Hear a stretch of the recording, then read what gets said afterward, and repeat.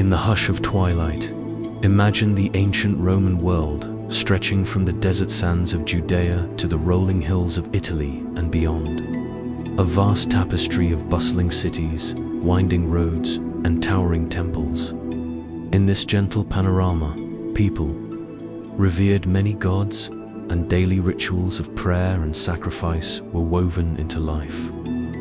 Each home might have a shrine for morning libations to household spirits, and in every town square, priests offered incense to Jupiter, Juno, and countless others. Festivals filled the year with processions and feasts, from spring planting to autumn harvest, each a promise of divine favor. The Romans believed that through these offerings they secured the cooperation and peace of the gods, the Pax Deorum, trusting that their tradition and ritual would keep the world in order. Caravans rolled along sun-baked roads, and merchants paused to lay coins at temple steps, giving thanks for safe passage. Even the scents carried meaning: frankincense and myrrh on temple air, the warm smell of olive oil at hearth shrines, and new-baked bread enriched with herbs taken as an offering of gratitude. By the height of the empire, Rome had absorbed many foreign cults. Temples to Isis from Egypt or Cybele from Phrygia stood beside the ancient arcs of Jupiter, reflecting a belief that preserving many traditions would promote social harmony. In this mosaic of belief, every ritual was part of one great hope, yet the emperor was also woven into the sacred fabric. Augustus and his successors encouraged worship of the emperor's divine spirit, so honors to the emperor became an expression of loyalty and unity. Romans believed that refusing to honor these state gods was tantamount to treason. In such a world, groups that prayed to one god, like the Jews, and later the Christians, often found themselves standing apart. Now, imagine a quieter melody joining this chorus. Amid the olive groves and starlit nights of Judea, a humble teacher walked and spoke of a different kingdom. This was Jesus of Nazareth. He walked along sun-warmed paths by the Sea of Galilee, and he spoke in parables, soulful stories that painted pictures of kindness. He told of a farmer scattering seed generously on good soil, of a father who ran out at dawn to welcome a lost son, and of a good Samaritan kneeling to tend a wounded traveler. His words sounded like poetry. Love your enemies, bless those who curse you, forgive with a full heart. His disciples, fishermen and farmers, among others, followed in awe. They would later recall peaceful images: Jesus blessing children as sunlight broke through olive trees, or resting with them by lakeshore as the stars faded. His Sermon on the Mount, delivered under an open sky, spoke of a life of mercy and meekness. He fed the hungry with a few loaves of bread under twilight, calmed a storm on the water with a word, and healed the blind with a gentle touch. One warm night before Passover, he shared a final quiet meal with his followers. They sang an evening hymn, broke bread in unity, and prayed in candlelight. But by dawn he had been taken and crucified outside Jerusalem. The world seemed to hold its breath. Then came dawn on the third day. His followers found his tomb empty, and they believed he had risen from death. Some said they saw him on a mountain at sunrise, or walking beside them on a dusty road. His empty grave became a beacon of hope. Though that burial hill had seemed like an end, the empty tomb felt like a promise that life and light could not be stopped. This quiet miracle transformed grief into new faith. Filled with newfound courage, the disciples carried that hope onward. On the Feast of Pentecost, tradition says a gentle flame of the Holy Spirit descended on them as they prayed together. Suddenly, fear turned to boldness. The earliest church was born in those moments, a family bound not by blood but by love. Small groups of Christians left Jerusalem for other towns and cities. Peter walked through the bazaars of Antioch and later journeyed to Rome itself, describing their faith wherever he went. Paul, once known as Saul, now traveled tirelessly on well-built Roman roads, from the Anatolian plateaus to the bustling harbors of Greece. In Ephesus, he taught under starlight near the temple of Artemis. In Philippi, he spoke beside olive groves. At dawn, in Corinth, he lived and wrote to kindred hearts. Each letter Paul wrote to the Romans, Corinthians, Galatians, Ephesians, Philippians, Colossians, and Thessalonians was filled with warmth and guidance. He urged these early believers to love one another, to be kind, and to trust in God. You might picture a household in Corinth reading such a letter by candlelight, hearing words of hope and care that felt like a balm because of the Pax Romana.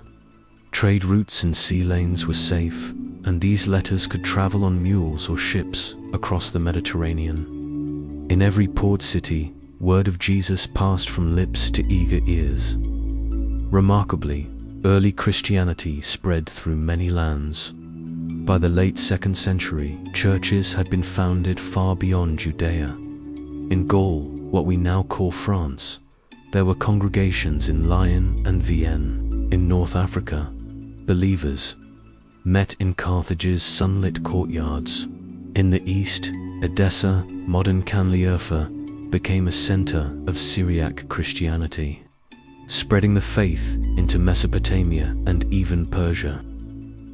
By the early 4th century, Armenia would become officially Christian. This broad reach showed that Christian hope had taken root in people of many cultures. It truly became Catholic universal in the ancient sense. Each day for these believers was quiet but rich. A widow might rise at dawn to light lamps on her small altar and pray quietly in her courtyard. A shepherd might cross himself and murmur a prayer as he tended sheep at dusk. In the evenings, they would gather in a rented upper room in a vineyard grove, or even in catacombs underground, to sing softly and share bread. They did not hold grand processions, at least not yet, but they shared a gentle dinner called an agape meal and whispered the teachings of Jesus under the stars. Of course, peaceful as it sounds, the early road was not without shadows. Some Romans viewed Christians with suspicion, because Christians honored only one God. Some pagans called them atheists or a strange superstition. Indeed, Christians refused to join the imperial cult, and this made some officials uneasy. From time to time, emperors cracked down. The most famous early flare-up came in 64 CE, when the Great Fire of Rome left much of the city in ashes. Nero, seeking a culprit, cruelly blamed the Christians for this disaster. He arrested many, and legend says he even lit them as torches in his gardens. These were dark nights, yet even in prisons and arenas, the early believers remained calm. Stories of their courage, speaking of God's love in the face of death, spread quietly. They treated their enemies' wounds, forgave their persecutors, and shared all they had with each other. Such grace often disarmed critics. Then, in 313 CE, after generations of waiting and risk, a new dawn broke.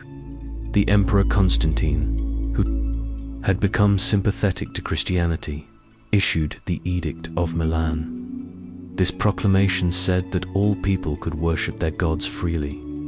For Christians, it was as if a spring sun had risen. Churches could be built openly. Crosses could be carried in public without fear. The faith that had walked through shadows at last stepped into the light. Christians celebrated together in basilicas on hillsides, and neighbors began to accept them more openly. The empire changed For nearly 300 years, the martyrs had been the seed of the church, and now the accession of a Christian emperor changed the whole situation. Not long after, in 325 CE, Constantine took another step toward unity. He gathered bishops from across the empire at the city of Nicaea in Asia Minor. Gentle olive trees swayed outside as the church leaders knelt together under a warm spring sky.